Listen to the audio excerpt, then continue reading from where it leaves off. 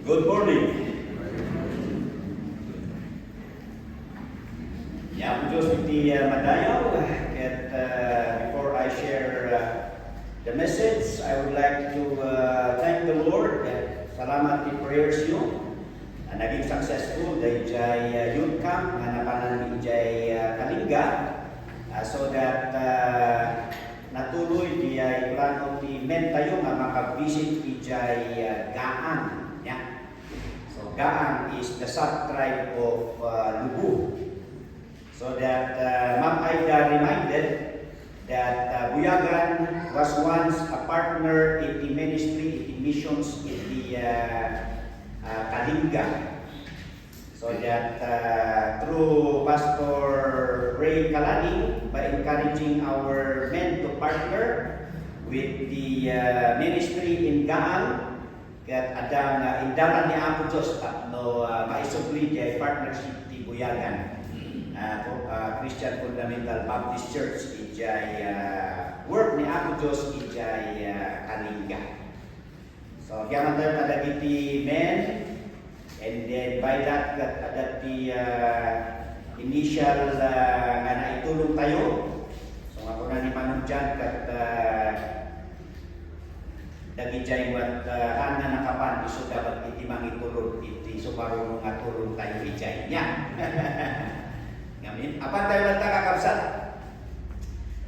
And this will be announced actually, but I would like to encourage everyone this afternoon or this evening kat matuloy din na postpone nga campsite concert tayo so that adating tandang tickets 300 the ticket kat adan samat na ipuson niya ngam ijay on-site kat adalah kadagiti tickets ijay niya so that we want to support this project.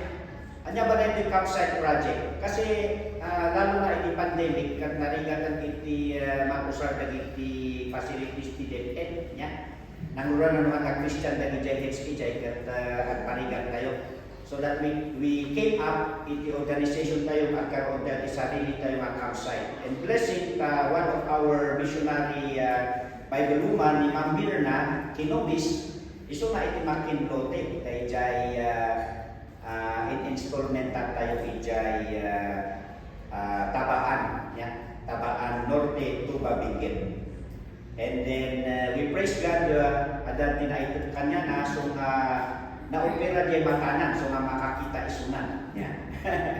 And then kunana siguro diya proceeds iti no adaman ti maitot tayo from the proceeds of our concert kat maipa-check up na di na dumang problema iti bagina ta bumakat magtimanan ni Sister Mirna nya. So encourage ta kayo tayo suportaran daytoy concert no rabii and naragsak na daytoy nga occasion because we will be fellowshipping with our brethren from other churches who would come to share their part in the concert. All right. And then we praise God this Friday kat natuloy di first session iti mentoring tayo. So that we encourage dagiti men hanga na daw niya kawan na ti enrollment na dayto. So that we encourage our men next Friday narugyan tayo iti mentoring tayo iti how to prepare a sermon, outlining, and it's our burden na dagiti men tayo kat ma-develop that iti panag-share iti sao ni Apo Diyos tapno mausarga iti church, mausarga iti outreaches, and others na pakaaramatan da. Tapno handa na problema iti preachers tayo.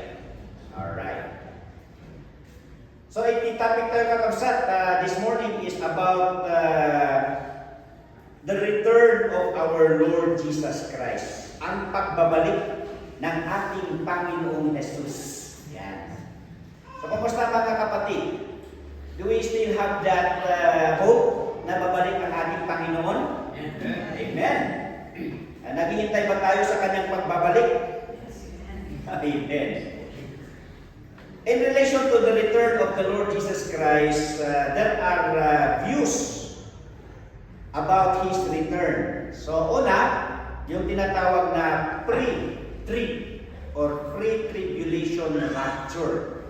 So ang ibig sabihin ng pre-tribulation rapture, kasi sa salita ng Panginoong Diyos, may nakasaad dito na 7 years tribulation, the Great Tribulation, na hindi maaaring ikumpara sa mga paghihirap na nagdaan.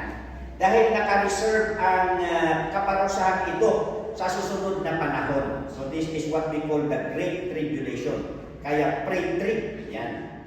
So dito, nagkaroon ng pag-aaral at magkakaiba yung conviction. So kailan ba ang babalik? Kailan ba babalik ang Panginoong Hesus? So ang pre-trib, ang ibig sabihin nun, bago mag 7 years tribulation, yan ang panahon na si Jesus Christ ay babalik. Okay, so pre-trib. Ang pangalawa is mid-trib. So ibig sabihin ng mid-trib, sa gitna ng 7 years, ano ang 1/2 ng 7 years? 3.5. So in the middle of the tribulation, doon babalik ang Panginoong Hesus. Okay? Ang pangatlo, post-trib. Post-tribulation rapture. Ang ibig sabihin ng post-trib ay ang pagbabalik ng Panginoong Hesus ay doon sa last year. Okay? The end of the 7 years. Okay? So, nalilito na ba tayo? So, saan ba talaga dyan babalik ang Panginoong Hesus? Meron pa ngayon pang-apat. Meron pang-apat na ngayon. Ito yung pre-wrath rapture. Ang ibig sabihin ng pre-wrath rapture, magsisimula ng kaunti. Magsisimula ng kaunti ang tribulation. Siguro sa first year o second year, basta mag-uumpisa at doon babalik ang Panginoon. Okay? So going back to our fundamental stand na naituro sa atin ng ating mga sinaunang mga pastor, ang conviction natin sa fundamental group is that we believe on the pre-tribulation rapture. Believers are taken to heaven before the 7-year tribulation period. Yan. So yan po yung itinuro sa atin. And then, yan po ang ating pag-aaralan at titingnan natin ang pruweba doon sa salita ng Panginoon. Kung minsan, nagkakaroon ng exchanging of ideas yung mga pastors, pero sa akin, ganito kasi, pag post-trib ka or mid-trib ka, ang pananaw ko sa nangyayari is we are undergoing tribulation. Basta post-trib at mid-trib. Ang akala nila, nangyayari na ngayon ang tribulation. So ang aking challenge naman sa kanila, kung nangyayari ang tribulation sa kapanahonan natin, yung mga ibang kasama ko, may contemporaries noong 1996, post-trib sila eh. So ang sabi ko sa kanila, di dapat nagbilang kayo ng 7 years. Kung nagbilang sila ng 7 years, di na-rapture na sana tayo, ano? Ilang 7 years na ang nagdaan? 1996, 7 years, then that is 2003. Walang nangyari kasi sabi nila, tribulation na, hindi dapat nangyari na ang rapture. Hindi nangyari. So another 7 years, di 2010, wala pa rin. 2017, wala pa rin. 2024, di dapat na-rapture na tayo ng 2024, wala pa naman, no? So, it is safer, or it is safe, or it is in the Word of God na bago mangyari talaga ang pagbabalik ng Panginoong Hesus is that before the start of the 7 years tribulation or after the rapture, doon tayo mag-umpisang magbilang. Di mas lalo yung mid-trib. Kasi ang binibilang ng mid-trib, 3.5 years. No? Yung pre-wrath naman is that we can easily dismiss yung pre-wrath tribulation kasi sabi sa 1 Thessalonians chapter 1 verse 10, and to wait for His Son from heaven, whom He raised from the dead, even Jesus, which delivered us from the wrath to come. Kaya nga niligtas tayo ng Panginoon para ma-accept tayo doon sa parating na judgment, the wrath to come. 1 Thessalonians 5:9. For God hath not appointed us to wrath, but to obtain salvation by the Lord Jesus Christ. So we are safe. Bago mangyari ang 7 years tribulation, ilisi na tayo kay ni Apo Diyos. Romans 5:8-9. But God commended His love toward us, and that while we were yet sinners, Christ died for us. Much more than being now justified, we shall be saved from wrath through Him. Okay. So, pre-tribulation ang tinuturo po sa atin. And then, the two parts of the second coming of Christ. Yan ang isang fundamental stand natin. Merong dalawang bahagi ang pagbabalik ng Panginoong Hesus. Ang una is the rapture. Okay? This is the second coming of Christ for the church. Quote-unquote, the day of Christ. And the second part of the second coming is the revelation. This is the second coming of Christ for the Jews. This is the day of the Lord. Kung minsan, the day of Christ and the day of the Lord is used interchangeably, but it has a specific study about this. So yan po ang dalawang bahagi ng pagbabalik ng Panginoong Hesus. The rapture and the revelation. So that the rapture transpires before the tribulation, and the revelation transpired at the end of the tribulation. Yan po. So now, let's go to the first part. Christ returned for the church, or the rapture. Ito pong rapture na tinatawag, ito yung the sudden and secret return of the Lord to take all the believers in glory. Ito yung hindi natin alam yung panahon, basta lang darating, it is biglaan, sudden. This is the typology of Prophet Elijah and Enoch being caught away or being snatched away. Di ba si Elijah in 2 Kings chapter 2 verse 11, nung sila ay naglalakad, kasama niya si Elisha, kasi pinasa na ni Elijah kay Elisha yung tungkulin. At nung sila ay naglalakad, biglang may sumundo kay Elijah. That these chariots of fire just took away Elijah. He was caught away. As they still went on and talked, and that behold, there appeared a chariot of fire and horses of fire, and parted them both asunder, and Elijah went up by a whirlwind into heaven. Pero hindi naman yan po ang style ng ating pag-rapture. No. Typology lang po yan ng rapture na during that time, ang mga buhay na Kristiyano ay hindi nila mararanasan na mamatay. Yan. So that it's a privilege for them to go to heaven na hindi nila naranasan ang mamatay. Pero huwag kayong mag-alala. Mamatay kayo man o hindi, langit pa rin ang pupuntahan ninyo. Yan. So doon sa mga kabilang sa rapture, ayun, privilege ninyo dahil hindi nyo maranasan mamatay. Pero sa amin siguro na mamatay, o doon sa mga mamatay, is that huwag kayong mag-alala. Kasi sa inyo naman, ipagyabang nyo naman din yung experience ninyo ng resurrection. Di ba? So that, pero dalawa ang advantage nun. Pagbalik ng Panginoong Hesus, the resurrected Christians and the living Christian during that time, they will have a glorified body.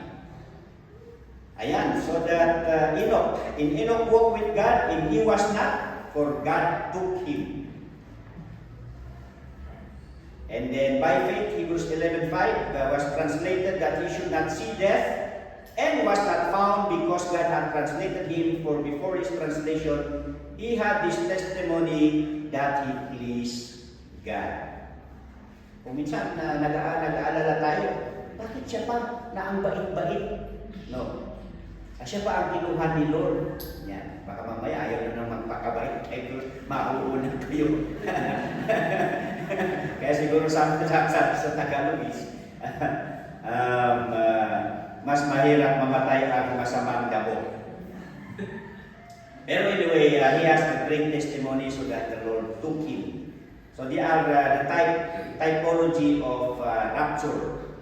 The Latin word for rapture is rapiri. It means to transport from one place to another. Kaya nga doon sa 1 Thessalonians 4:16 to 18, for the Lord himself shall descend from heaven with a shout, with the voice of the archangel, and with the trump of God, and the dead in Christ shall rise first. Then we which are alive and remain shall be caught up together with them in the clouds to meet the Lord in the air, and so shall we ever be with the Lord. Wherefore comfort one another with these words. So maganda na pag-aralan natin yung pagbabalik ng Panginoong Hesus. Dahil nakapagbibigay ito ng lakas ng loob at ng tuwa. So the nature, paano nga ba ang pagbabalik ng Panginoong Hesus? Okay, the nature of His coming. Number one, it says there, Christ will descend from heaven. Manggagaling siya sa third heaven and coming to the second heavens na tinatawag natin, or first heaven. He will come to fetch us. And take note, sabi dyan, as He descends from heaven, meron siyang background. Sabi doon, with three sounds. May tatlong tunog. Ayan. Christ will descend from heaven with three sounds. Ano bang mga sounds yan, mga kapatid? Letter A, it says here, with a shout. Ayan. With a shout. Pero pag natutulog kayo, be careful kayo kung sino yung sumisigaw sa labas. Yan. Baka kayo nabartat at baka kayo, nandyan na ang Panginoon. Kasi sabi ni Pastor, darating ang Panginoong Jesus with a shout. Pero yung shout na ito, with a shout, shout of the Lord. And then, susundan ito ng voice of an archangel. With the voice of the archangel. Di mapanood ko dito yung kadengay CET or sa ROTC, di ba? No Day for Nation, ada day no, ada di commander ba din? No, kung kau di commander, ada ka di mangirili, anong tawag ninyo dun sa nagre-release ng kwan? Ha? And then, pag sumigaw yung commander, and then i-release ng officers, and then i-execute ng mga nakalinya doon. So, yun lang yung aking picture dyan. From the command of the Lord, then this command will be relayed by the archangel. So that the archangel will relay his command, and the third sound is the trumpet sounds. Yan. Tutunog ang trumpeta. Kaya nga sabi doon, actually ang hinihintay ng Kristiyano, hindi yung mga signs of the times. Ang hinihintay ng mga Kristiyano is ito, three sounds. Kaya meron yung libro na basa ko noon, sounds, not signs. Kasi ang sign of the times is specifically given to the Jews. Pero yung sounds is for the Christians. Pero holistically, nakakatulong din na kahit tayo, we study the signs. Pero more importantly, sa atin ay hintayin natin yung tunog. The shout of the Lord, the voice of an archangel, and the trumpet sounds. In the Old Testament, may dalawang gamit ang trumpet. The first use of trumpet during the Old Testament is when they would prepare for worship. To prepare for worship. Kaya nga pagdating ng trumpet sound sa pagbabalik ng Panginoong Hesus, iisa lang ang implication niyan. Na tayo na mga Kristiyano, we are to prepare worshiping our Lord and Savior Jesus Christ. Di ba? And the second use of trumpet in the Old Testament is to prepare for war. Yan. Maghanda sila para sa isang digmaan. Bakit kailangan ng digmaan during the rapture? Well, don't you know that the air, yan ang territory ng mga demons. And Satan is the prince of the air. Ayan. Kaya lang hindi tayo naniniwala sa apparition. Kasi baka mga demonyo lang yan, mga yan na nagpapakita. No? So that as of this time, one of the territory na inaalaw ng Panginoon kung saan ang mga demons ay nagdodominate is in the air. At sa pagbabalik ng Panginoong Hesus, diyan natin sasalubungin ang Panginoong Hesus. So that the prepare for war here is a command for the angels to clear up, to clean the skies, because the Savior and His children will have a reunion and the rewarding, the Bema judgment in the sky. Kaya nga yung mga demonyo during the tribulation period, bababa sila dito sa lupa. Kaya nga isa sa mga suffering ng mga tao during the tribulation are the presence of demonic beings.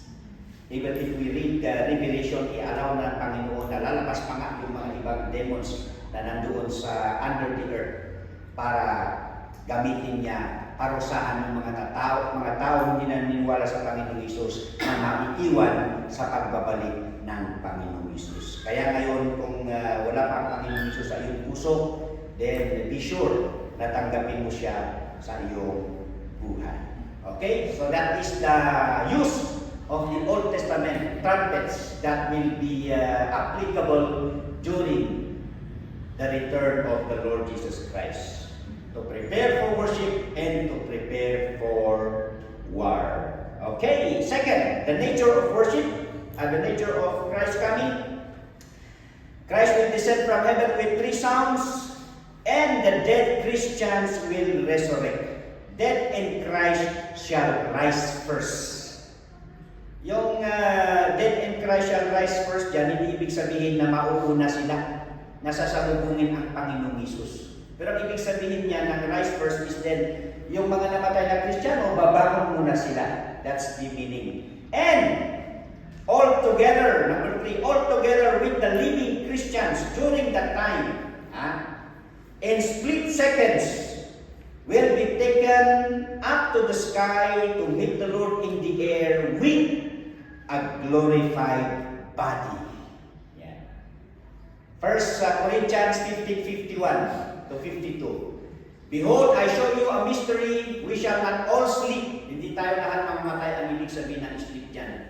But we shall all be changed. Mababago tayong lahat in a moment, in a split of seconds, in the twinkling of an eye, at the last trump, for the trumpet shall sound, and the dead shall be raised incorruptible, and we shall be changed. Yan po ang pagpabalik ng Panginoong Hesus.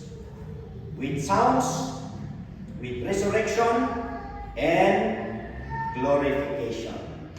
The purpose. Kailangan bang babalik ang Panginoong Hesus? Well, the purpose of His return. Parang okay na lang na huwag na lang siya pabalik, no? Kasi doon naman tayo pupunta eh. Pero there are purpose why the Lord is coming back. Number 1, to receive His own. Kunin niya yung kanyang mga anak. John 14:3, and if I go and prepare a place for you, I will come again and receive you unto myself, that where I am, there ye may be also. Galing, no? So, sunduin pa tayo ng Panginoon. And number 2, to reward the believers.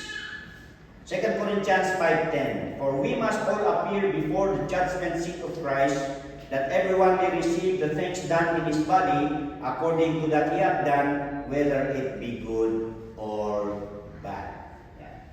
Take note of the word, the judgment seat of Christ. Iba po yan sa the Great White Throne Judgment. Okay, magkaiba po. So yung judgment seat is not about judgment on sin. It does not talk about punishment and salvation. But the issue here is about receiving and losing of rewards. So hindi po ito hukuman kumbaga sa korte. Kundi ito ay judgment seat. It is a reward seat. It is not a judicial seat where someone is condemned, but a reward seat where honors, prizes, and awards are given, like in a stadium, in a sports stadium. Kasi dito may evaluate kung paano tayo nabuhay o namuhay para kay Kristo at kung paano tayo naglingkod sa Kanya. So itong judgment na ito ay hindi po ito nakakatakot na judgment, because this is not the judgment on those who were not written in the book of life, and they will be cast into the lake of fire. So consideration of rewards for our encouragement. If the Lord will reward the believers, what are the basis of our rewards?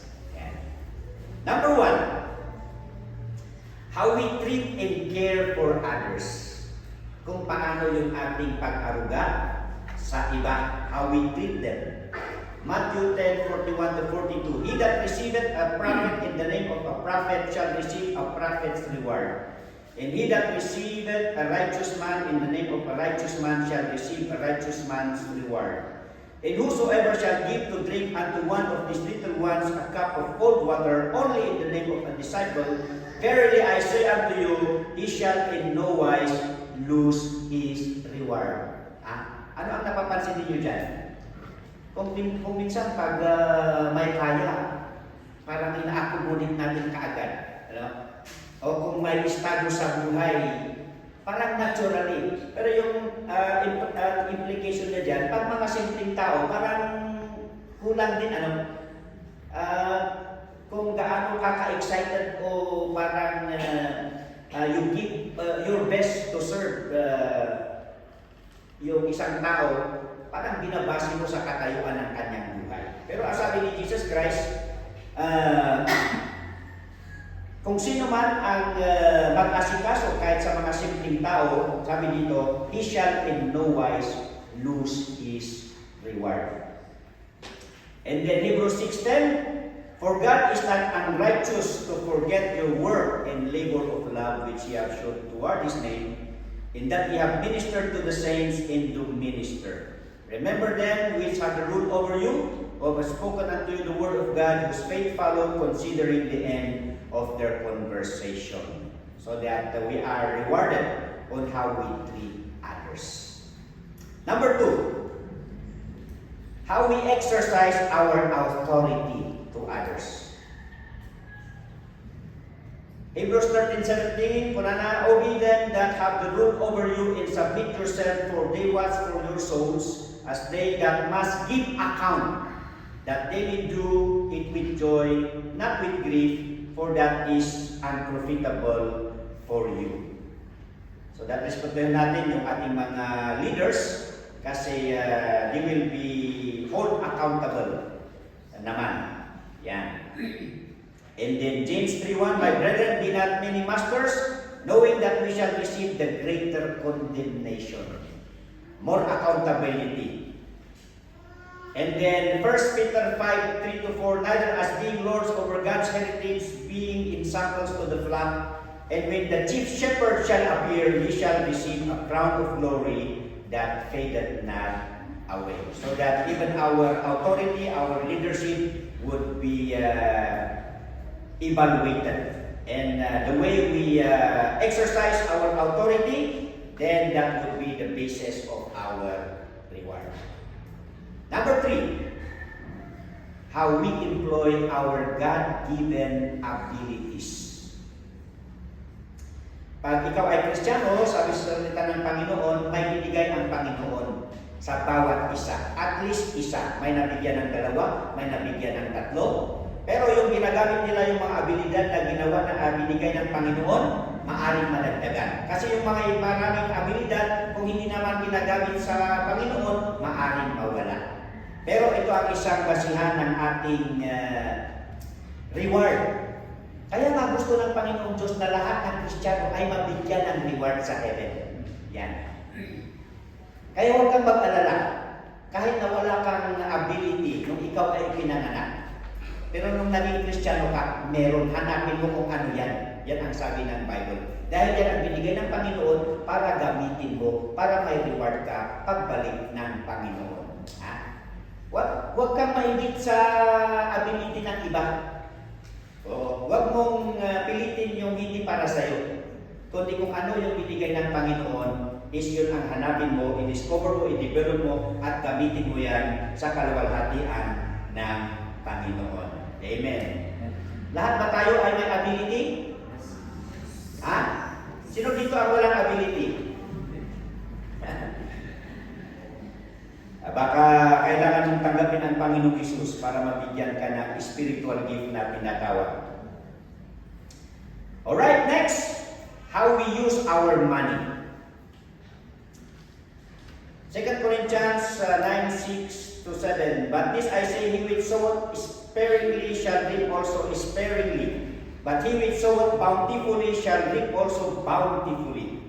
Every man according as he purposeth in his heart, so let him give not grudgingly or of necessity, for God loveth a cheerful giver. Yung pag-support natin sa gawain ng Panginoon. 1 Timothy chapter 6:17-19.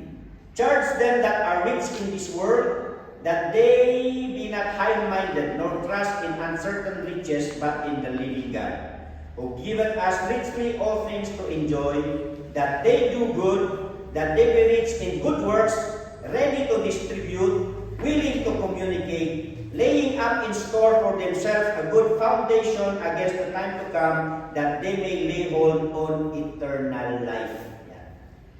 So how is our investment? Pag nag-invest tayo for our future necessities, huwag natin kalimutan mag-invest din ng ating kayamanan sa langit. Nasabi ni Jesus, walang magnanakaw doon. Aan na agilati, aan na ag-amag. Yan. So that, to do that, Colossians 3:2, set your affection on things above, not on things on earth. Kaya nga sabi nila, maraming mayaman sa mundong ito, pero pagdating sa kabilang buhay is napanglawda. Yan. So that kahit na mahirap ang ating buhay, na ituturo sa salita ng Panginoon, that we still give sacrificially, so that we will not lose our reward when we support the Lord's work sacrificially. Kaya mas mabuti, Matthew 6:19-21, lay not up for yourselves treasure upon earth, where moth and rust doth corrupt, and where thieves break through and steal, but lay up for yourselves treasures in heaven, where neither moth nor rust doth corrupt, and where thieves do not break through nor steal. For where your treasure is, there will your heart be also. Okay, next. How we use our time. Paano natin ginagamit ang ating oras? Actually, yung lecture natin sa mga young people doon sa Kalinga, ang tema nila is destroying your Baal. Yung Baal signifies idolatry. And we define idolatry, anything that takes the place of God. Kaya nga, sabi nila, Pastor, ang gusto namin i-mention mo is yung cellphone kasi nagiging Diyos na ng mga bata, kabataan yung cellphone. Nandun na lahat yung kanilang mga atensyon. So that last time nung nag-fellowship, nag-young people sa Pico, chinik ni Pastor Apindigo, sample yung cellphone. Tinignan nyo doon kung ilang oras niya ba ginamit yung cellphone niya? Kasi kung minsan hindi nagdadala ang mga young people ngayon ng Bible, di ba? Kasi sabi nila nasa Bible app, mayroon sa lang Bible app. Pero ang tanong, ilang oras ba nila nababasa yung Bible app nila? So chinek ni Pastor Abedigo, ay, wag huli yung young people, no? And then meron pala doon indication kung ilang oras mo nagamit. And then doon sa social media, ay nako, halos buong araw. So, naaagaw yung time sa Panginoon. So, sabi sa Ephesians 5:16, redeeming the time because the days are evil. Dapat, dapat doble na ang prayer meeting no? Kasi redeeming the time. Yan. And then ano pa, kung redeeming the time, dapat dubli-dublihin natin yung ating mga schedule. No? Bawiin natin yung mga oras na nasayang. Kulang na kulang. And one thing more is that palapit na yung panahon. Yan. Kaya kailangan dublihin natin yung effort natin sa paglilingkod ng Panginoon. Amen? Amen. 1 Peter 1:17, if you call on the Father, who without respect of person judge according to every man's work, pass the time of your sojourning here in fear. Yan. And then Psalms 90 verse 12. So teach us to number our days that we may apply our hearts unto wisdom. Maganda ito. Meron yung mga katatapos lang na nag-birthday. So ang akala ng mga nagbo-birthday na dagdagan yung kanilang taon. Hindi nila alam na babawasan pala. Ano?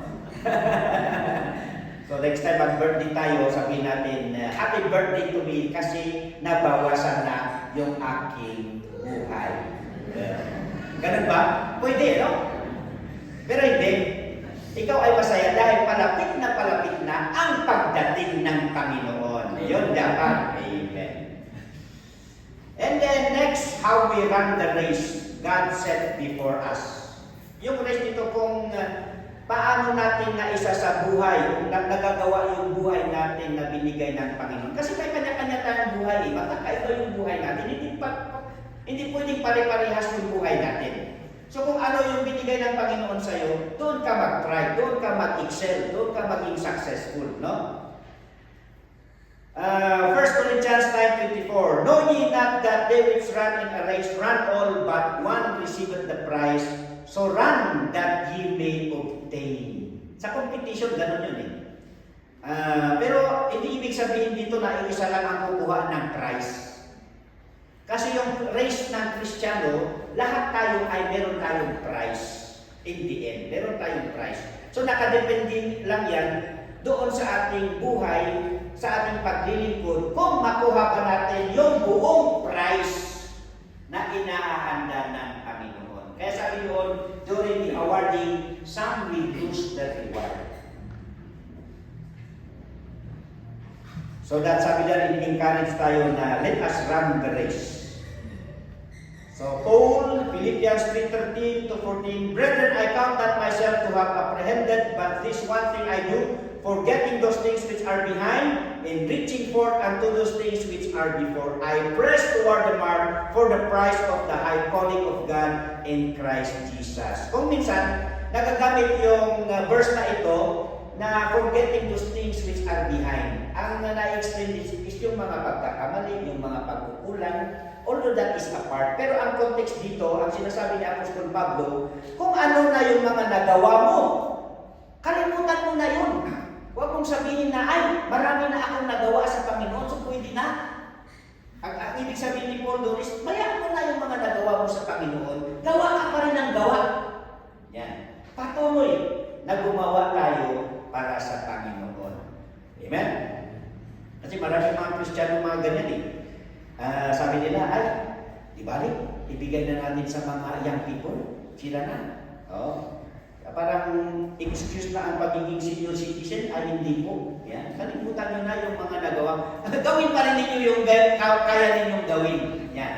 Kasi isa lamang ang magpapatigil sa ating paglilingkod sa Panginoon Diyos. Kung hindi kamatayan, ay ang pagbabalik ng Panginoong Jesus. Pero siyempre naintindihan rin naman ng Panginoong Diyos yung kaya natin pag senior citizen na tayo, di ba? Hindi niya man na siguro i-require na kung ano yung accomplishment mo nung kalakasan mo is that, ang ibig sabihin nun is, well, You did well during those years, but keep on serving. So we are pressing toward the mark for the prize of the high calling of God. Yan. And then, how we control our old sinful nature. How we control. Ano ba itong old sinful nature? Di ba nung tinanggap mo ang Panginoong Hesus, napatawad ka na ng Panginoon? And then, nalinisan ka na, matuwid ka na sa Kanyang harapan. But in reality, struggle pa rin yung buhay ng Kristiyano. Kaya nga sabi nila, Christians are just forgiven. They are not perfect, they are just forgiven. Because practically in our Christian life, nag-struggle pa rin tayo doon sa sin nature natin. Nandito pa tayo sa old sinful nature natin. Kaya nga pagbalik ng Panginoong Hesus, tatanggalin niya yung old sinful nature natin. Kaya nga glorified body. Pero habang Kristiyano tayo at hindi pa napapalitan yung ating katawan, is that malakas pa rin yung hatak ng tukso. Malakas pa rin yung hatak ng kasalanan. Kaya nga sabi sa Bible, kayo na ang akala nyo ay malakas kayo ngayon, be careful. Baka kayo ang susunod na malaglag o matumba. So that's sabi nyo, we need to control our old sinful nature. Ano ba ang lumalabas sa'yo? Yung dati ba na ugali mo? O yung dati, o yung bago na buhay mo sa Panginoong Hesus. So naglalaban yan, nag-i-struggle. Kaya sabi ni Paul, yung gusto kong gawin, yun ang hindi ko nagagawa. Yung ayaw ko naman gawin, yun ang aking nagagawa. Yan. So that is the struggle within us. Kung sino ang pinapanalo natin sa ating buhay. Kaya nga sabi doon, pakainin natin yung ating spiritual para yun palagi ang panalo. Kasi kung ang pinapakain natin ay yung makamundo, yun ang mananalo talaga. Kaya nga, i-control natin yung makamundo. Sa Ilocano, nainlasagan na ugali tayo. Yung dating ikaw, i-control mo yan. Dapat ang lalabas sa'yo ay yung Espiritu Santo. The fruit of the Spirit is what? Love, joy, peace, long-suffering, and so on. That's the meaning of controlling our old sinful nature. Yan. At siguraduhin ninyo na disiplinahin ninyo ang sarili ninyo. That's the verse. 1 Corinthians 9:25-27. And every man that striveth for the mastery is temperate in all things. Now they do it to obtain corruptible crown, but we an incorruptible. I therefore so run not as uncertainly, so fight I not as one that beateth the air, but I keep under my body and bring it into subjection, lest that by any means when I have preached to others, I myself should be cast away. So nandyan yung dinidisiplin natin yung ating katawan at sigurado yung ating ginagawa. Okay? We suppress the old sinful nature that we have. Okay, next. The basis of rewards, how many souls we won in witness. Ilan na ba ang nadala natin sa Panginoon? 1 Thessalonians 2:19-20. For what is our hope or joy or crown of rejoicing? Ano ba ang ating pag-asa, ang ating tuwa, at ang ating korona? Are not even ye in the presence of our Lord Jesus Christ at His coming? For ye are our glory and joy. Sabi ni Apostle Paul, ano ba ang reward namin sa langit? Hindi ba kayo? Dahil tinanggap ninyo ang Panginoong Hesus, then kayo ang dahilan kung bakit nasa amin ang gantimpalang ito. Kayo ang aming gantimpala. Kayo na dinala namin sa Panginoon. Daniel 12:3, and they that be wise shall shine as the brightness of the firmament, and they that turn many into righteousness as the stars forever and ever. Mas makinang pala yung mga soul winners sa langit, mga kapatid. Kaya, nakakaya, baka dirty white ako doon, ano. Yung po na naman din that we will shine as the brightness of the firmament. but they that turn many to righteousness will shine as the stars forever and ever. And Proverbs 11:30, the fruit of the righteous is a tree of life, and he that winneth souls is wise. Yan. Ag-so-winning tayo, kakabsat. Let's share salvation. Let's convince people to come to the saving knowledge of the Lord Jesus Christ. They are our rewards. Not only that they are our rewards, but the basis of our rewards. Next, how we react to temptations or trials. Yung temptation po dito is yung mga difficulties in life. Kaya sabi ni James, my brethren, count it all joy when ye fall into diverse temptations na klase-klaseng aligan, knowing this, that the trying of your faith worketh patience. And then Revelation 2:10, fear not of those things which thou shalt suffer. Huwag kayong matakot sa mga bagay na pagdadaanan ninyo. Behold, the devil shall cast some of you into prison, that ye may be tried, and ye shall have tribulation of 10 days. Be thou faithful unto death, and I will give thee the crown of life. Next one, how we love the rapture. Mahal niyo pa ba ang pagbabalik ng Panginoong Hesus?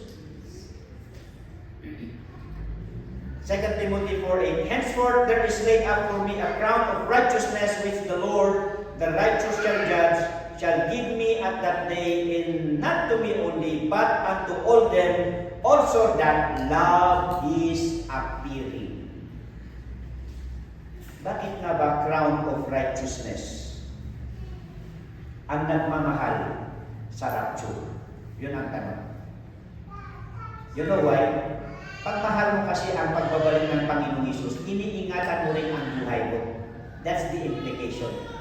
At pag iniingatan mo ang iyong buhay, you see to it na ang iyong buhay ay matuwid at malinis sa Panginoon. That's why, pagdating ng Panginoon, you will receive the crown of righteousness. Let the return of the Lord Jesus Christ be the motivation for you to live a righteous life. Okay. And then, how we sacrifice and suffer for Christ. Matthew 5:11-12, blessed are ye when men shall revile you and persecute you, and shall say all manner of evil against you falsely for my sake. Rejoice and be exceeding glad, for great is your reward in heaven. For so persecuted they the prophets which were before you. Kaya kulang na kulang tayo, mga kapatid. Sana darating din ang persecution sa atin. Tayo yung sa kapanahonan natin, yung mga pabanjing-banjing na Kristiyano. Di ba? If you review church history, and if you see other believers in other countries na mahirap maging Kristiyano, it's worth it. Kaya nilang ibigay yung buhay nila kahit na sila ay mamamatay. So it says here, rejoice and be exceeding glad, for great is your reward in heaven. The more you suffer for Christ, the more greater reward. 1 Peter 4:12-13, beloved, think it not strange concerning the fiery trial which is to try you, as though some strange thing happen unto you. So hindi po kagulat-gulat na pag ikaw ay maging Kristiyano, ay maraming darating na pagsubok sa iyong buhay. Kaya nga wrong doctrine yung mga sinasabi nila na pag ikaw ay nag-Kristiyano, mawawala lahat ng problema mo. Hindi! Madadagdagan. Meron pang mga problema na nakahanda para sa mga magiging Kristiyano. At nagugulat ka na lang. Pero sabi niya Pastor, huwag po sa Peter, huwag kayong magulat. Pag darating ang anumang pagsubok sa inyo, dahil in reality, nakahanda na yan para sa inyo. Okay? So what will you do? Accept the trial. Yeah? And then go through it. Hanapin mo. Anyway, sabi sa Biblia, hindi naman magbibigay ang Panginoon ng pagsubok na hindi mo kaya. At siya mismo ang tutulong sa iyo para magkaroon ng solusyon. Okay? So think it not strange, but rejoice in as much as ye are partakers of Christ's suffering, that when His glory shall be revealed, ye may be glad also with exceeding joy. Yan ang sagot. Kung sino ang mga taong mas masaya sa pagdating ng Panginoong Hesus. Sino ang mas masaya sa pagdating ng Panginoong Hesus? Yung mga Kristiyanong nakasugo ng pinakamahirap na buhay dahil sa kanilang pananampalataya sa Panginoon. Mark 10:28-30. Then Peter began to say unto him, Lo, we have left all and have followed thee. Ito actually ito palagi rin actually one of my favorite word sa Panginoon. Kasi siyempre tao din ako. Kaya sabi nga ni isang kandidato natin na Kristiyano, sabi niya, bakit? Anong akala niyo sa mga pastor? Suportahan natin ang mga pastor natin. Kaya ang mga yan, actually, sinakripisyo lang nila yung buhay nila para makamtan natin yung pinaka-importante sa buhay, yung buhay na walang hanggan. Kaya huwag niyong lait-laitin yung mga pastor pag walang mga pera ang mga yan. Kasi kung hindi lang binigay ng mga pastor ang buhay nila sa Panginoon, baka sila mas mayaman na ngayon, kaya din nila maging kontraktor. Di ba? Kaya din nila, may mga profession actually yung mga iba mga engineer, mga kung anong profession, but because they gave their life to preach the gospel, iniwan nila yung kanilang mga privilege na yumaman sa buhay na ito dahil mas may mahalagang kayamanan doon sa langit. Kaya sabi dito, Panginoon, iniwan na namin lahat, we have left all. Pero sabi ni Jesus, sabihin ko sa iyo, there is no man that hath left house or brethren or sisters or father or mother or wife or children or lands for my sake in the Gospels, but he shall receive 100-fold now in this time houses and brethren and sisters and mothers and children and lands with persecutions, and in the world to come eternal life. Yan. Kaya dahil binigay namin ang aming buhay sa Panginoon, kayo na ngayon ang aming mga kapatid, kayo na ngayon ang aming mga ina, ang aming mga ama, and then sabi doon, ang reward sa paglilingkod ng Panginoon ay hindi lang sa buhay na ito, kundi sa susunod pang buhay. Okay? 2 Corinthians 4:17, For our light affliction, which is but for a moment, worketh for us a far more exceeding and eternal weight of glory. Yan, sana. Kaya sabi doon, encourage na tayo na huwag tayong huminto sa paglilingkod. Kahit na may edad na tayo, sige pa rin, patuloy para mas lalong dumagsan. Yan, dumagsan din Tagalog. Mas lalong bumigat. Wala lang bumigat yung gantimpala mo doon sa langit. Far more exceeding an eternal weight of glory. Ayan. For I reckon that sufferings of this present time are not worthy to be compared with the glory which shall be revealed in us. Antay mo maikumpara. So ano niya kanta nga, what a day that will be. Anyan to nga nagranyag nagpintas ko dahil tanga aldaw. Nga maibaga tayo to amin, ijay langit. Ay, to amok kuma, kat lalo kuma nga sinimsipak, ginagata, ken in kami ko amin nga kabaala. Alright, another one. Last one. How faithful we are to God's word and God's love. Kung paano tayo naging matapat sa salita ng Diyos at sa tupa ng Diyos. 1 Peter 5:1-4, The elders which are among you I exhort, who am also an elder and a witness of the sufferings of Christ, also partaker of the glory that shall be revealed, feed the flock of God which is among you, taking the oversight thereof, not by constraint, but willingly, not for filthy lucre, but of a ready mind, neither as being lords over God's heritage, but being ensamples to the flock. And when the chief shepherd shall appear, he shall receive a crown of glory that fadeth not away. So ito yung encouragement doon sa mga naglilingkod at nagagamit para sa mga anak ng Diyos, the ministry. 2 Timothy 4:1 and 2, I charge therefore before God and the Lord Jesus Christ, who shall judge the quick and the dead at his appearing in his kingdom. Preach the word, be instant in season, out of season, reprove, rebuke, exhort with long suffering and doctrine. Yan po ang mga basihan ng ating mga gantimpala. There may be more, pero yun yung nakita natin. Okay, so ano yung ating mga reward? This is familiar. May 5 corona.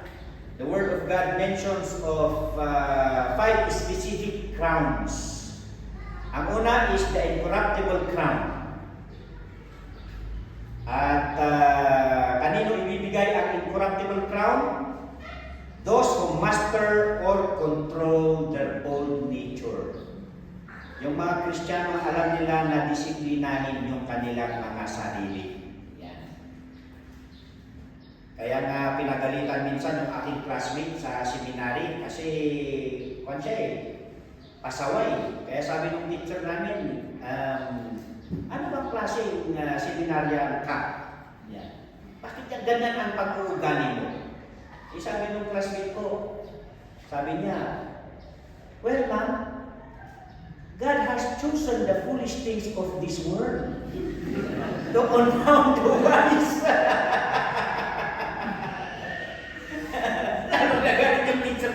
Yes, God has chosen for the foolish things of this world. Pero hindi ibig sabihin na ngayon na Kristiyano ka na ay foolish ka pa rin.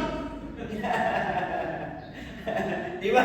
Totoo nga naman yung sabi ni teacher.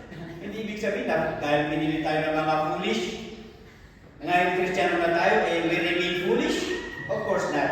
We need to grow spiritually and grow in our testimony. Yan. Kaya pag nag-grow tayo sa testimony natin, then we have incorruptible crown. And then crown of rejoicing. Yan.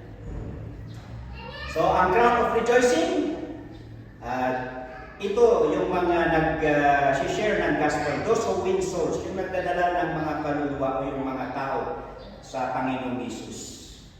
Kaya nga ang yung mga prospects natin, pag sila ay nanampalataya sa Panginoon, of course, tayo ay natutuwa. It brings joy because salvation brings joy not only to the host of heaven, to God Himself, but even to the person who received the Lord Jesus Christ and even the family. Pag nabago ang buhay ng isang tao, it brings joy to the family and it brings joy to the community. Kaya nga tuwang-tuwa sila sa Kalinga, nung nandun kami kasi kinukwento namin yung mga basagulero na mga estudyante. Yan, isa si Pastor Recaladi, Pastor Brendon, pero namatay na ng colon cancer si Pastor Brendon, pero nagpastor na. Yung isa ngayon, nagpapastor sa Mangari, si David Dumaya. Yan, magkakaaway sila noon, ang mga yan.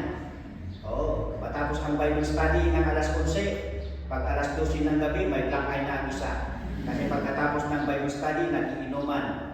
Pero ngayon si Pastor David, nandun na siya sa Mangali. Siya na ang barangay captain at the same time pastor doon sa kanyang lugar. See? Kaya nga doon ko nakita yung how sharing the gospel solves many problems and it brings joy to the person, to the soul winner, to the family, to the community, and of course the Word of God says kahit na isa lamang ang pagbalik loob sa Panginoon, then God Himself in the host of heaven rejoices. Kaya nga crown of rejoicing pala pag tayo ay nagsishare ng gospel. Kaya nga in-encourage ko ang mga nagsishare ng gospel, pag nagsishare ka ng gospel, dapat masaya din yung mukha ninyo. Baka paano sila maiinganyo pag nakikita nila yung tourist spot sa Mugino niya. na characteristics niya. So, tapos sabi, magandang balita, masayang balita. Tapos hindi ka naman masayang na nag-share. Ayan. Dapat masaya ka. Dahil ang reward mo is masaya. Crown of rejoicing. Crown of life. Those who successfully endure trials. So huwag niyong katakutan, sabi dito. Fear none of those things which thou shalt suffer. And then crown of righteousness. Those who love the rapture, na ibagakatayan niya. Righteousness, it's because when you love the coming of the Lord Jesus Christ, you see to it na ang iyong buhay ay matuwid. And then, crown of glory. Sinasabi nila na sa pastor lamang ito na crown, hindi po. Lahat po ng pag-ministry is that all will be given this. Pag faithful tayo sa ministry na pinagkaloob ng Panginoong Diyos sa atin, then we have this crown of glory. Okay? So, tapos na tayo sa pangalawang purpose ng rapture. Punta na tayo sa pangatlo. So that, ang una, the purpose of His coming is to receive His own and then to reward the believers. Ito number 3, you take note of this number 3. To give chance for evil to suffer its consequences. Yan ang isa na purpose. Hayaan ng Panginoong Diyos ang kasamahan para matikman niya kung ano ang kaparusahan. Yan. Di ba kung minsan sa ating mga anak, kung dinidisiplin natin yung mga anak, tapos ayaw nila, hinahayaan na lang natin sila para matuto sila pag nasubukan nila na masama pala yung ginawa nila, hindi na nila uulitin. Yan. So parang ganyan yung sense niya. Dahil in 2 Thessalonians chapter 2, but before that, sabi doon, an example of God's permissive will. Nangyari na actually ito. At mangyayari ito muli sa pagbabalik ng Panginoon Hesus. Pero tingnan muna natin yung kaganapan na nangyari na pinahintulot na lang ng Panginoong Diyos ang kasamaan para ipagdusa nila yung kanilang kasamaan. Yan po sa Romans chapter 1, verse 21 to 32. Nasabi dyan, kilala nila ang Diyos, pero pinalitan nila ang kaluwalhatian ng Diyos from isang creature in heaven at dito sa lupa and under the earth. Because that when they knew God, they glorified Him not as God, neither were thankful, but became vain in their imaginations, and their foolish heart was darkened. Professing themselves to be wise, they became fools, and changed the glory of the incorruptible God into an image like to corruptible man, to birds, four-footed beasts, and creeping things. Kita nyo kanilita? Pababa ng pababa ang pagtingin nila sa Diyos. Di ba? Pinagbalinggang tao, and then pinagbalinggang binli, and then four-footed beasts, and then creeping things. Wherefore, because of that, God also gave them up to uncleanness. Yan ang hinahanap ninyo. Sige, yan ang gawin ninyo. Para matikman ninyo ang inyong the consequence of your evil deeds. Yan. And then jumping to verse 26. For this cause God gave them up unto vile affections. O nga ron diya yung kasangkat ma-mention natin yung issue of divorce. Kasi sabi nila kay Jesus Christ, pero si Moses pinahintulot niya yung divorce. Sabi ni Jesus, si Moses nagpahintulot, pero ang Diyos hindi niya pinahintulot. Kaya niya pahintulutan ng o kahit hindi ipahintulot ni Moses, gagawin pa rin ninyo dahil sa katigasan ng iyong puso, ng inyong mga puso. So ito, sa katigasan ng puso ng mga tao, katigasan ng kanilang mga ulo, God gave them up to uncleanness, and then God gave them up unto vile affections. And then verse 28, and even as they did not like to retain God in their knowledge, God gave them over to a reprobate mind. Yan. To do those things which are not convenient. Ang pinakamasama, verse 32. who knowing the judgment of God, that they which commit such things are worthy of death. Ang akala nila is, di ba rin? Sumbatan nila ito ni Apo Diyos. Yan. Ang muda, dino eh. But because of the resolution in their hearts na yun ang pinili nila na klase ng buhay, so sino naman? Kahit Diyos ka, wala ka nang magagawa eh. Yan. Yan ang isang proof na binigay ng Diyos, binigyan ng Diyos ang tao ng free will. So God gave them up because that is what they want to choose. So during the return of the Lord Jesus Christ, He will allow the Holy Spirit to hold its work of suppressing evil and sin. Yan. Alam niyo ba kung bakit hindi pa nagiging much worse ang mundong ito? Because of the presence of the Holy Spirit. The Holy Spirit, ito yung humahawak para hindi tuloy-tuloy na basta lang gawin ng mga masasama yung nasa kanilang isipan. Yan. So allowing the Holy Spirit, the word hold is to stop its work. Kasi naging controversial ito sa mga Bible school students o sa mga theologians. Kasi ang sabi nila, ang 2 Thessalonians 2, 5-12 speaks of the Holy Spirit as the restrainer. Na sa pagbabalik ng Panginoong Hesus ay aalisin niya raw yung Holy Spirit dito sa lupa para yung mga masasama ay gagawin na nila yung mga gusto nila. Pero of course, theologically, the Holy Spirit is omnipresent. Yeah. He is present everywhere. And if we take a careful study on the tribulation period, meron pa rin mga magiging mananampalataya sa Panginoon, pero mahirap na maging Kristiyano doon sa tribulation period. And the proof of that is, actually may masisig doon na mga 144,000, di ba? So hindi mga Sabatista yun at hindi yung Zionist na kay Pastor Melchor ngayon. 144,000 na unahan na sila actually. Yan. So that the 144,000 ay Hudyo ang mga yun na masisave during the tribulation period na gagamitin ng Panginoon na mag-spread ng gospel during those time. So it is not fair to say na walang maliligtas sa tribulation period. Kaya nga may tribulation saints. Kasi may maliligtas doon sa tribulation. Pero, define the Holy Spirit as the restrainer. Sa aalisin. Pero hindi po siya tatanggalin. Ang ibig sabihin po ng pagtanggal ng Holy Spirit doon is, i-allow na ng Panginoong Diyos na bitiwan ng Holy Spirit yung kanyang pag-suppress ng kasamaan sa mundong ito. So 2 Thessalonians chapter 2, verse 5-12, remember ye not that when I was yet with you, I told you these things. And now ye know what withholdeth that he might be revealed in his time. For the mystery of iniquity that already worked, only he who now letteth will let. Yan, Bejay. Only he who now letteth will let. This is the Holy Spirit. Yung iaalaw niya na.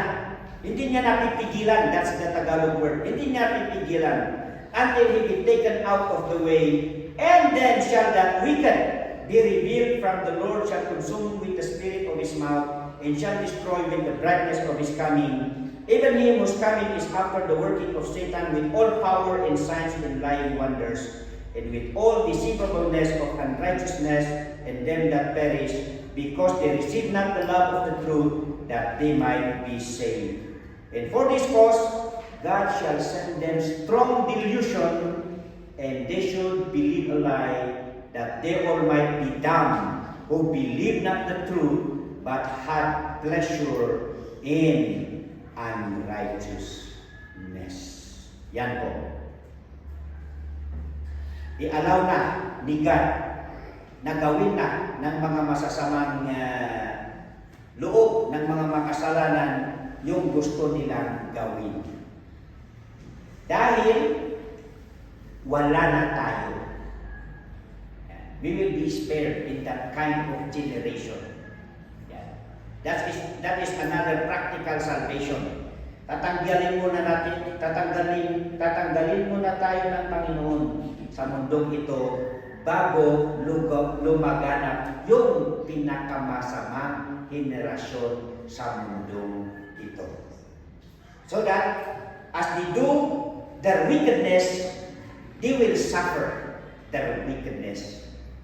Sila mismo ang gumagawa ng mga bagay na magpapahirap sa kanila.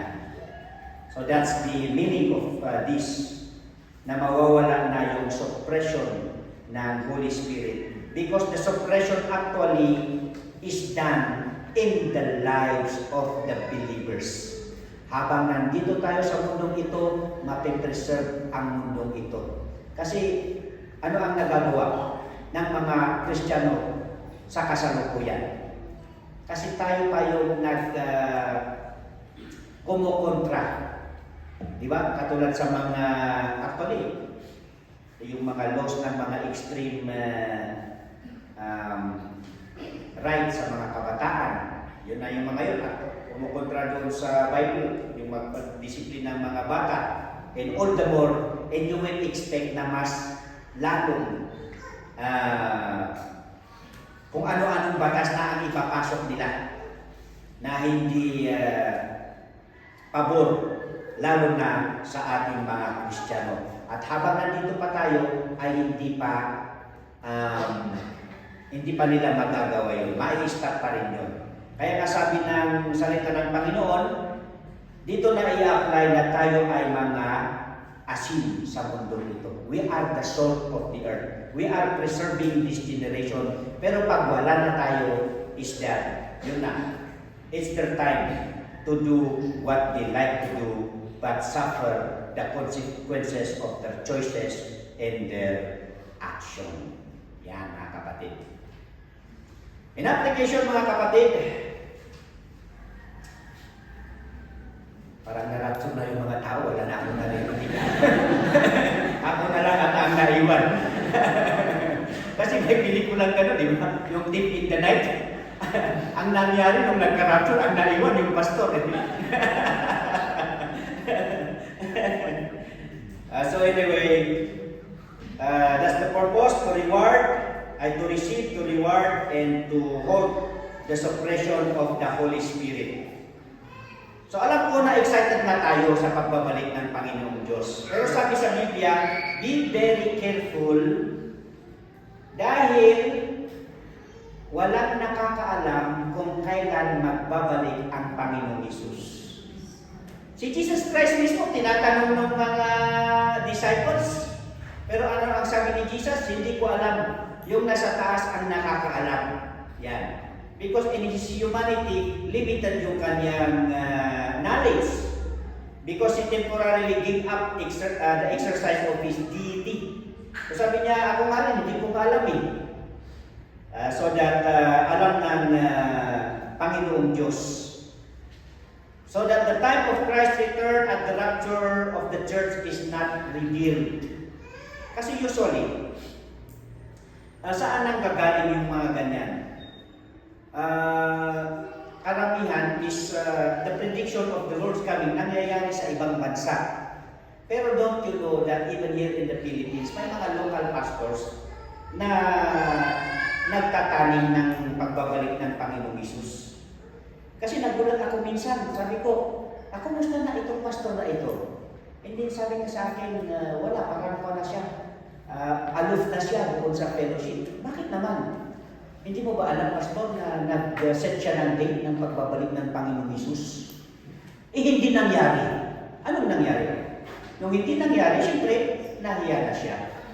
Yun. Kasi, bakit? Kasi mag-set ng date ng pagbabalik ng Panginoong Hesus.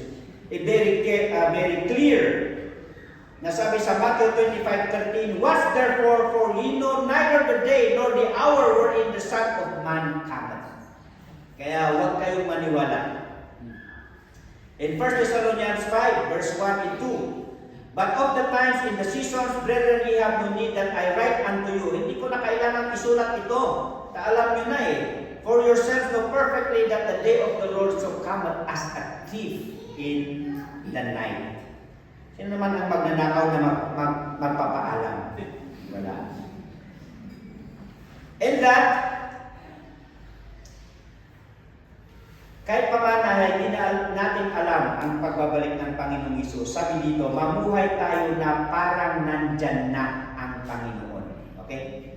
That's the application. Hindi natin alam yung kanyang pagbabalik so that mamuhay tayo na it is about to happen. Live with the imminent thought of Christ's return. The word imminent there is you live your life as a Christian, a good Christian, because anytime rapture is about to happen. And then secondly, but plan with the distant thought of Christ's return. Ano ang ibig sabihin naman yan? That we live with the imminent thought, but we plan with the distant thought of Christ's return. Ang ibig kong sabihin yan is, magplano pa rin tayo na parang hindi pa magaganap ang pagbabalik ng Panginoong Hesus. Ayan, nakuha niyo yun? Mamuhay ka na parang nandyan na, pero magplano ka na tatagal pa ang pagbabalik ng Panginoong Hesus. Bakit? 2 Peter 3:8.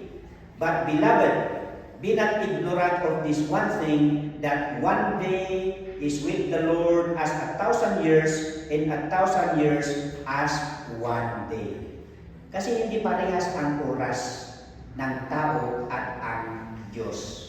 Dahil ang 1,000 years natin ay maaaring isang araw lamang sa Panginoon.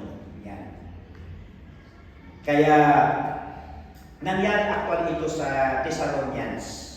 Kaya, the book of Thessalonians is rich in enlightening us about the return of the Lord Jesus Christ. Kasi nung unang tinuro sa kanila ang rapture, ano ang ginawa ng mga Kristiyano doon?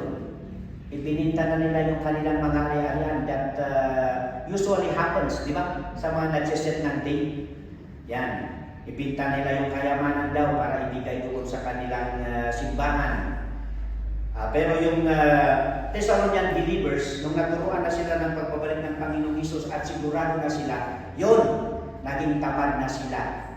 Naghihintay na lang sila sa pagbabalik ng Panginoon. Kaya nga sabi ni Apostle Paul, yung mga hindi alam magtrabaho, huwag pakainin. At kinurik niya yung mga, kasi wala na silang ginagawa, busy bodies. Naging na sila. Marites, no? The term, pero unfair naman, ano? Hindi naman lahat na kahit pangalan ng marites, hindi naman lahat ng marites chismosa, no? So, yun, nagiging chismosa sila. So, to correct them, nagsulat ulit si Apostle Paul na ganito ang pagbabalik ng Panginoong Hesus. Kahit kayo, di ba? Pag kayo ay naghihintay ng bisita sa inyong bahay, ano ang ginagawa ninyo? Umuupo lamang ba kayo doon at hinihintay ninyo ang bisita ninyo? Di ba pag kayo naghihintay ng bisita, naghahanda kayo sa bahay ninyo? Nagiging busy kayo? Naglilinis kayo? Baka nakakahiya kasi nagkarambula yung bahay ninyo? Di ba nagluluto kayo? Ganon dapat. Sa paghihintay ng pagbabalik ng Panginoong Hesus is that busy tayo na gumagawa ng kanyang gawain. At pagbalik ng Panginoong Hesus ay makikita niya yung ating paglilingkod sa Kanya. Okay? So we live with the imminent thought of Christ's return, but we plan with the distant thought of Christ's return. Huwag po tayong maging sumadot, hindi gumagantayo tayo. For our conclusion, the Lord is true to His promise that He will come again. Amen. Hindi nagsisinungaling ang Panginoong Hesus na siya ay babalik. He is just preparing a place for us and He will come to receive us. And the reason of His delay is to give all people a chance for repentance. Hindi ba ganyan? Ba't parang ang tagal naman? Marami na akong mga nakitang mga matatandang Kristiyano na naghihintay sa pagbabalik ng Panginoon. At namatay na sila. At ako rin. pumuti na yung buhok ko, hindi pa rin bumabalik ang Panginoong Hesus. Baka isa ako doon sa nagsasabing, ay, ang tagal naman ang promise ng Panginoong Hesus. Pero sabi ni Apostle Peter, 2 Peter 3:9, the Lord is not slack concerning His promise. Hindi mabagal ang promise ng Panginoon. As some men count slackness, kaya doon na dismayanan, but is long-suffering to usward, not willing that any should perish, but that all should come to repentance. Para mabigyan pa ng panahon ang mga tao na kumilala sa Kanya. Yan.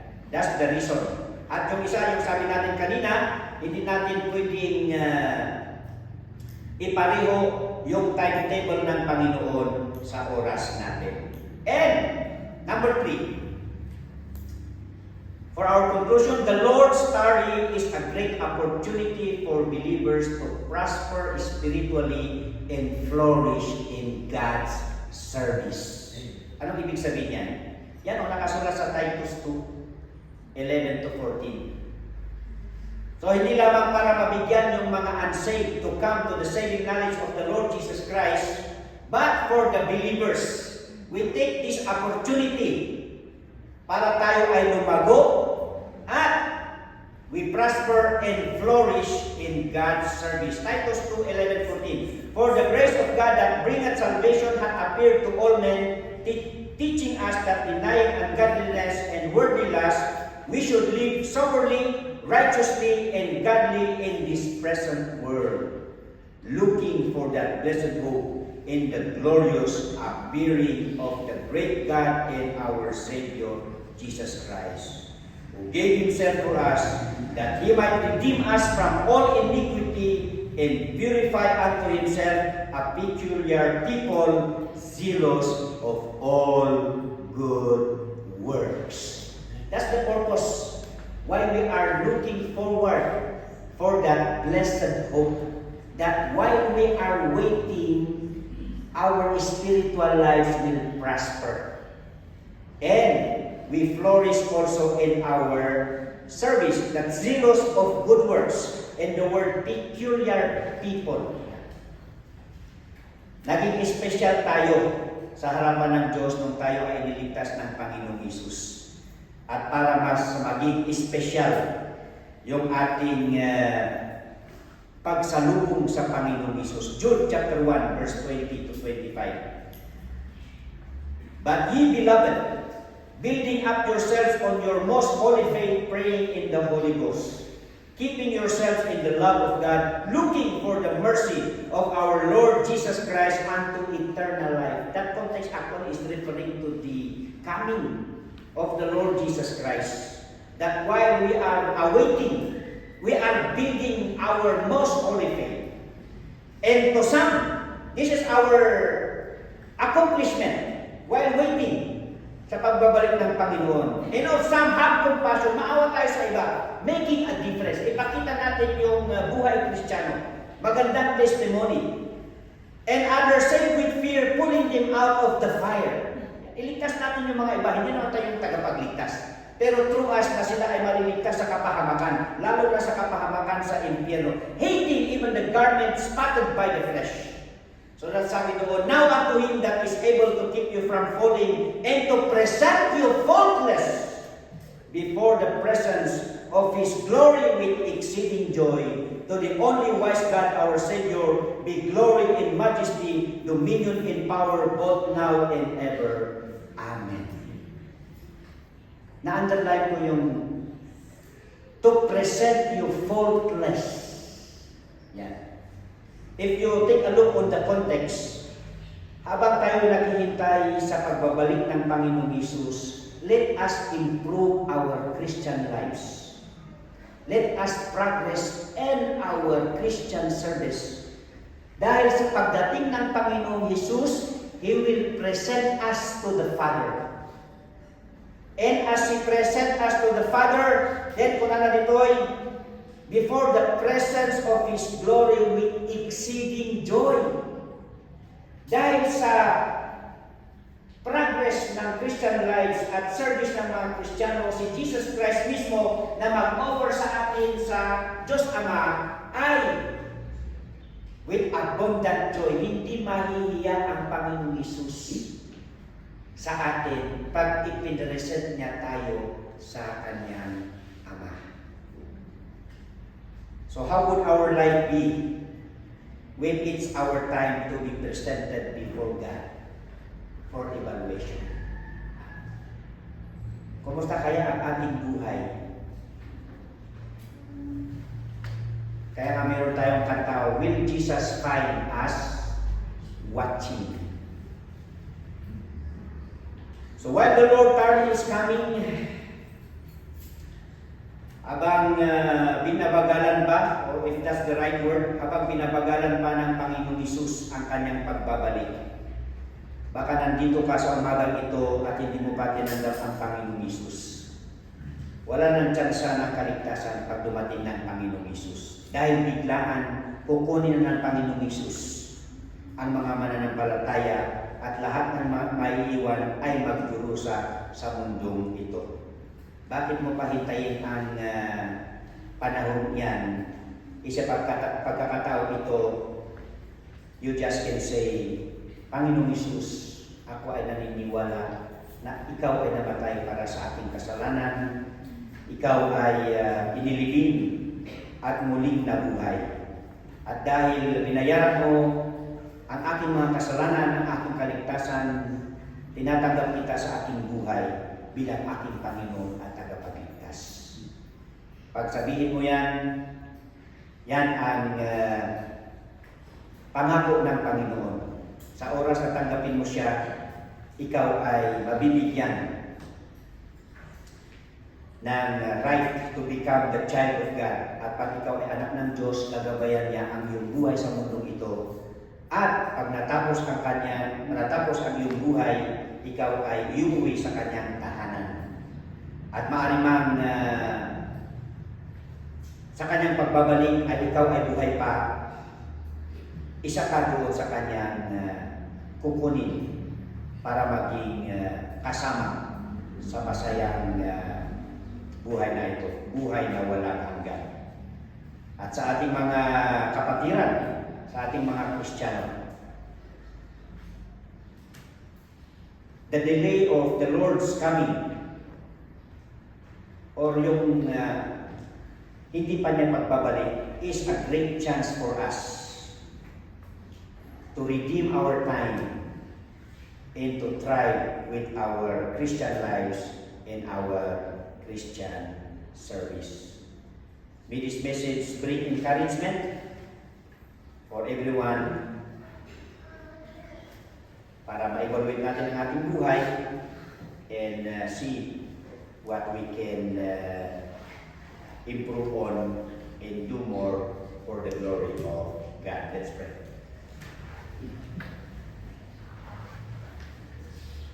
Wana po Diyos, dahil tayo may sa kadagiti mangpapiksa kada kami iti panagumay dito'y simbahan. Dahil tayo umay at dayaw ka. Taamumi nga na may santong aldaw kaya't adang tumunog iti trumpeta na urnumon dagiti tattaon tapno kasta kat maimay-may sa kami ka. Kaya anyan to nga naidaklar na aldaw iti panagdayaw dahil nga anito. Kaya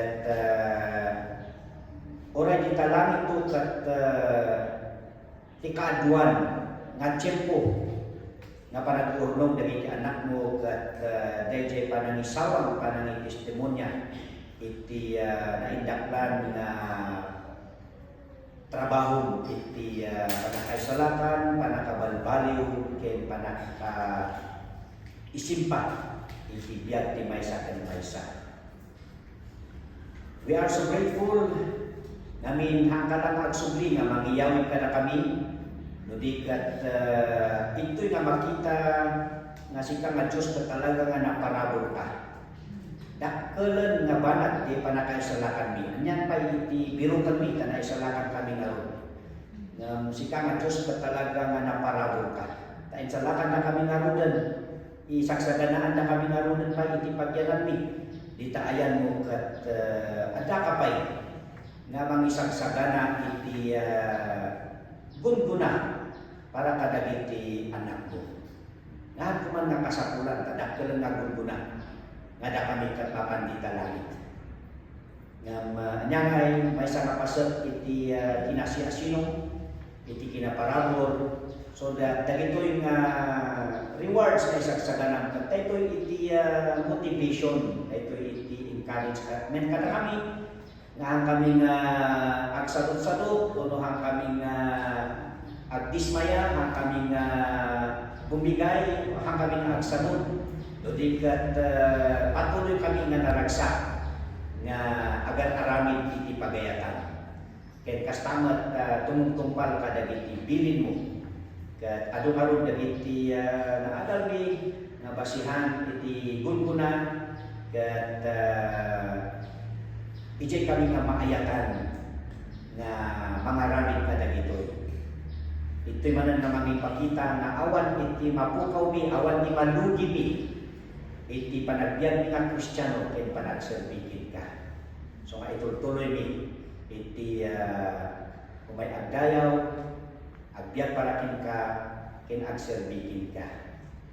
Kaya tulungan na kami karon tapno iti patuloy nga panagdalyasan mi.